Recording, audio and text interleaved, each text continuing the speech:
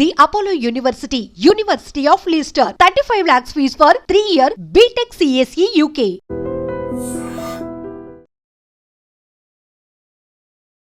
నమస్కారం, welcome to I dream. ధర్మ మార్గం విత్ విజిత కార్యక్రమానికి స్వాగతం.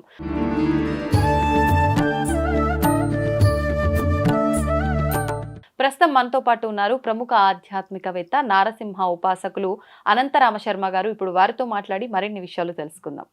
నమస్తే అండి. నమస్కారం. నరసింహార్పణం. మనకు ఆషాఢ మాసం ఆల్రెడీ ప్రారంభం అయిపోయింది. ఈ ఆషాఢ మాసంలో మనకి మామూలుగా అంటే ఎటువంటి శుభకార్యాలు ఉండవు, కానీ ఇప్పటి నుంచి ఇంకా మనకు అన్ని కూడా దేవుడికి సంబంధించిన ఆరాధనలు, విశేషమైన రోజులు అనేవి ప్రారంభం అవుతుంటాయి. అందులో భాగంగా తీసుకుంటే ఏకాదశి, ముందుగా తొలి ఏకాదశి వస్తుంది. ఆ తర్వాత నుంచి మిగతా కార్యక్రమాలన్నీ కూడా ప్రారంభం అవుతాయని చెప్పి అనుకుంటాము. ఏకాదశికి మామూలుగానే చాలా ప్రాధాన్యత ఉంది, మరి ప్రత్యేకించి తొలి ఏకాదశి అంటే ఇంకా చాలా విశిష్టత. ఆ విశిష్టత గురించి తెలియజేయండి. ఆ రోజున ఉపవాసం ఏ రకంగా ఉండాలో తెలియజేయండి. తప్పకుండా. మనము శుద్ధ ఏకాదశి, బహుళ ఏకాదశి, రెండు ఏకాదశులు కూడాను విశిష్టమైనవి. విష్ణుమూర్తి ఆరాధనకి పౌర్ణమి ముందు, పౌర్ణమి తర్వాత అనేది ఉండదు. అసలు భగవత్ కార్యానికే అది ఉండదు. తిథివార నక్షత్రాలు ఏవి చూడాల్సిన పని లేదు, ఎప్పుడైనా చేసుకోవచ్చు. ఇంకా ఏకాదశి అనగానే విష్ణుమూర్తికి ఇంకెక్కువ ప్రీతికరమైంది.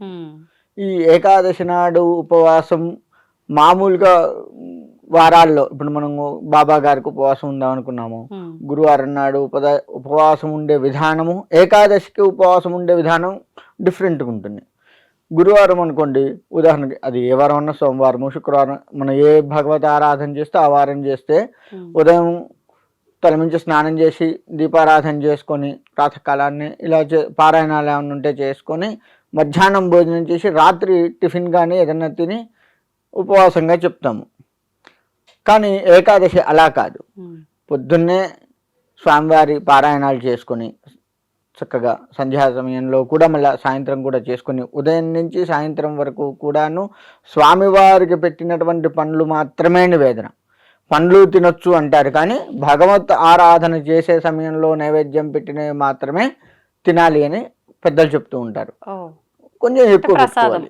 ప్రసాదం భగవత్ ప్రసాదంగా తీసుకోవాలి. అంటే మళ్ళీ అన్నానికి సంబంధించింది కాదు, పండ్లు, పాలు ఇటువంటివి అవి స్వామివారికి పెట్టేసుకొని వాటితో ఉండి ద్వాదశి గడియలు వచ్చిన తర్వాత మళ్ళా స్వామివారికి ఆరాధన చేసుకొని మనం వండినదంతా కూడాను భగవత్ నివేదన చేసి ఒక బ్రాహ్మడికి కానీ బెదవారికి కానీ కొంత పెట్టి ఆ తర్వాత మనం స్వీకరించాలి.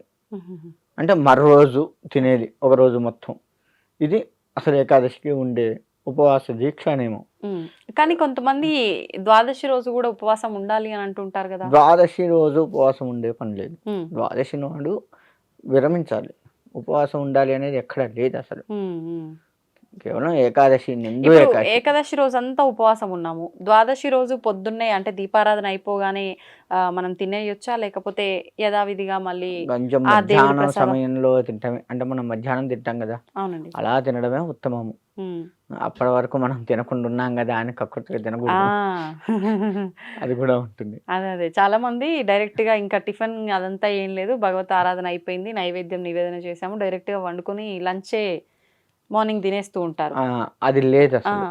ఏ సమయంలో ఏది చేయాలో అదే చేయాలి. అదే పడుకునే సమయంలో లేచుండే సమయంలో పడుకోవడం అది కరెక్ట్ కదా. అలానే ఇది కూడా. ఓకే. కాకపోతే ఏంటంటే ఈ షుగర్ పేషెంట్లు కొద్దిగా టాబ్లెట్, బీపీ ఇటువంటి టాబ్లెట్ వేసుకోవాలి తప్పదు అనుకున్న వారికి కాస్త టిఫిన్ చేసే సదుపాయం. అందుకే పండ్లు తినమనేది. శరీర ధర్మాన్ని కూడా కాపాడుకోవాలి కదా. ఇప్పుడు లేదండి మేము మొత్తం తినకుండా ఉండలేము అనుకున్న వాళ్ళు, ఈ పళ్ళు పలహారాలు ఇవన్నీ మాతో కావు అనుకున్న వాళ్ళు ఒక పూట తిని కూడా చేయొచ్చా? తినడం కూడా సాత్వికమైన తినాలి. అంటే అన్నానికి సంబంధించింది తినొద్దు. ఇప్పుడు ఉదాహరణకు ఉప్మా తింటాము, గోధుమ రవ్వ, బియ్యపు రవ్వ 3 రకాలు ఉన్నాయి ఒక్క ఉప్మాలోనే. ఆ 3 రకాలలో బియ్యపు రవ్వ ఉప్మాని దూరం చేయాలి. బియ్యం ఉడికితే అన్నం అవుతుంది, రవ్వ అనే పేరే కానీ అన్నం అవుతుంది అది. కాబట్టి దాన్ని దూరం చేయాలి. ఇలా తీసుకోవచ్చు కాస్త ఇది తప్పదు అనుకున్నటువంటి వాళ్ళు. ఓకే, అంటే రైస్ ఐటమ్స్ తప్పించి రైస్ ఐటమ్ మిగతావి ఏవైనా కూడా అల్పాహారంగా తీసుకోవచ్చు.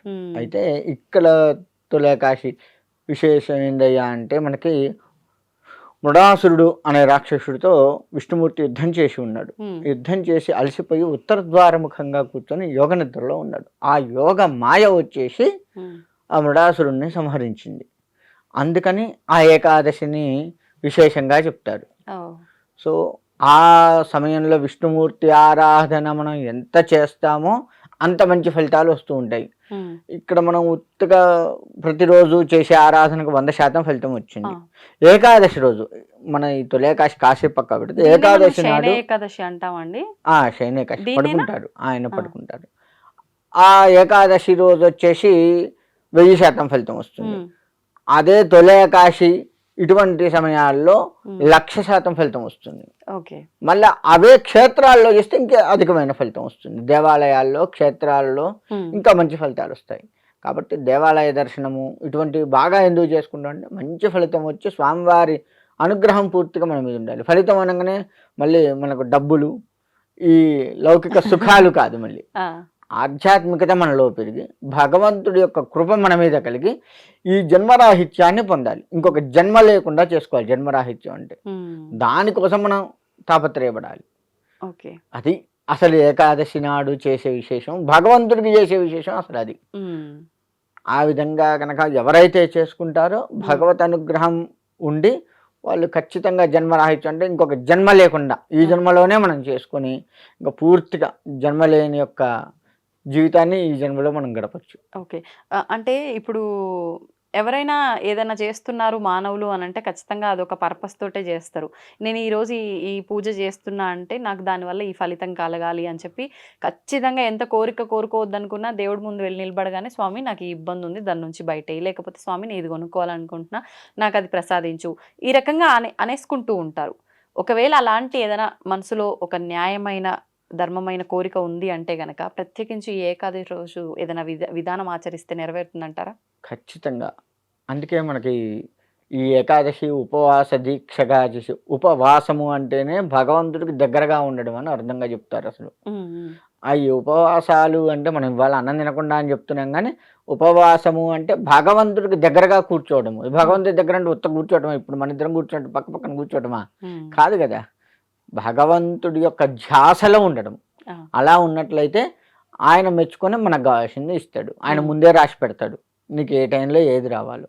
అది కొంచెం త్వరగా వచ్చేట్టుగా సెట్ చేస్తాడు. నీకు 30 సంవత్సరాలకు పెళ్లి కావాలి, లేదు 30 సంవత్సరాలకి గృహయోగం కావాలి, కొంచెం ముందు వచ్చేది చేస్తాడు. ఎందుకంటే నీ భక్తి పెరిగింది కాబట్టి 30 నుంచి 25కు మార్చొచ్చు ఆయన. మార్చి మన ద్వారా మనం మంచి పొజిషన్లో ఉండి ఓ ఇల్లు ఈఎంఐ అయినా సరే ఏదో సొంత ఇల్లు అయితే వస్తుంది. అలా మనకు చేస్తాడు. ఆ ఈఎంఐ కూడా ప్రశాంతంగా తీర్చేటువంటి సౌలభ్యాన్ని కూడా ఆయన కలిగిస్తాడు. మళ్ళీ ఈఎంఐ వామో నెలకు 20,000 కట్టుకోవాలి, ఎక్కడి నుంచి దాన్ని ఈ ఆలోచన కూడా లేకుండా చేస్తాడు. అంత మంచివాడు భగవంతుడు. మనం ఆయన్ని ఆరాధించక సరిగా ఏం చేయాలండి? ఆరాధన అంటే ఏదైనా పరిహారమా, ఏదైనా దీపారాధన, లేకపోతే ఏమన్నా చేయాల్సి ఉంటుందా ఈరోజు? భగవత్ నామాన్ని చదువుకుంటే చాలు, భగవత్ పారాయణాలు చేసుకుంటే చాలు. ప్రత్యేకించి ఈ రోజున ఏం చేయాల్సి ఉంటుంది? విష్ణు సహస్రనామం ఏకాదశి కాబట్టి విష్ణువుకి సంబంధించి, లేదు శివుడికి సంబంధించి అయినా చేసుకోవచ్చు. నాకు శివుడు అంటే బాగా ఇష్టం. శివుడికి సంబంధించి శివాయ విష్ణు రూపాయ శివరూపాయ విష్ణువే అని శివకేశవులకు భేదం లేదు. కాబట్టి అటు ఎవరి ఆరాధన చేసినా ఏకం సత్ విప్రా బహుజా భవంతి అన్నట్టుగా భగవంతుడు ఒక్కడే, ఆయన ఖచ్చితంగా మన కోరికలను తీరుస్తాడు. అంతేగాని ఈరోజు ఏకాదశి విష్ణుమూర్తి ఆరాధన అయితే నువ్వు శివుడు ఎట్లా చేసావు, అమ్మవారు ఎట్లా చేసావు, ఇవన్నీ ఉండవు భగవంతుడి దగ్గర. మన దగ్గర ఉంటాయి అవి, భగవంతుడి దగ్గర అదంతా ఉండదు. ఎట్లా ఉన్నా ఆయన స్వీకరిస్తాడు. కాబట్టి భక్తిగా, త్రికరణ శుద్ధిగా భక్తిగా ఉండగలిగితే చాలా ఆయన ముందు ఖచ్చితంగా మనకి మంచి రిజల్ట్ ఇస్తాడు అనడంలో ఎటువంటి సందేహం లేదు. ధన్యవాదాలండి. మంచిదమ్మా. సింహార్పణ.